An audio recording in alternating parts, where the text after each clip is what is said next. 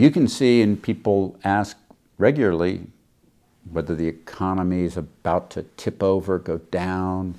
Is this going to be a big problem that's immediately ahead going to make the economy go south? These questions have been asked forever, and there's a fairly easy answer for all of them, which is that the Conference Board's leading economic index will tell you over about the next 6 months whether the economy's headed up or down. It doesn't necessarily tell you how much, but it basically will point you the direction. When you go to the Conference Board's website, just do a simple Google search on the Conference Board, you'll see leading economics indexes for the United States and a dozen leading countries and the EU. And they're constructed uniquely for each country out of indexes that have a long history of, when put together, telling you the intermediate term direction of the economy. The US LEI is comprised of 10 subcomponents that are, many of them, what you might view as relatively obtuse, but they're things like the ISM Manufacturing Index, things like initial unemployment claims, things like the spread between short and long-term interest rates, also known as the yield curve, which I've talked about near endlessly over the course of my life.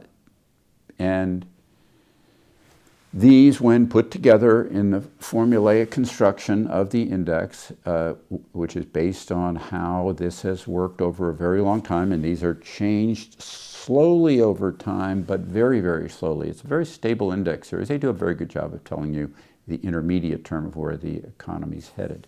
So when you read some pundit telling you that things are about to go south here and now, or this, that, or the other, or the reverse at a time when we've had recession.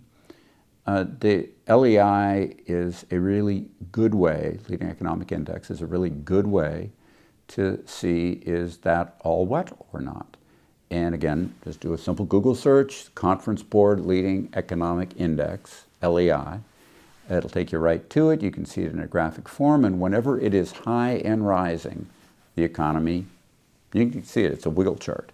Whenever it's high and rising, don't get too precise with it. Don't try to micromanage it, so to speak. If it's high and rising, the economies can be fine. If it's falling and low, the economies can be bad. If it's looking like it's turned and going down, you might have some concerns. But it's got to turn and go down for a while, like 3 months, before you actually begin to see signs of impending recession. So ironically, in conclusion, ironically, of the 10, and this is sort of my punchline for you,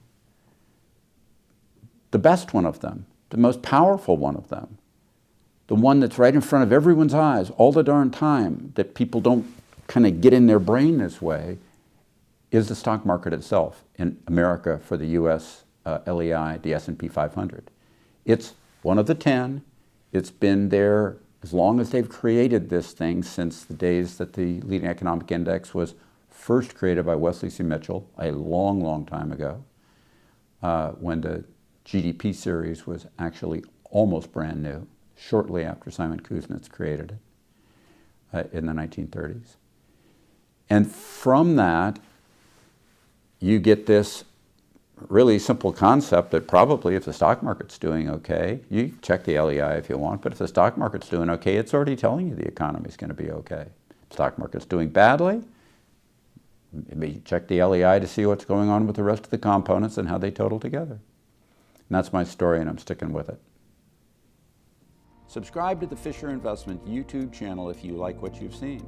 Click the bell to be notified as soon as we publish new videos.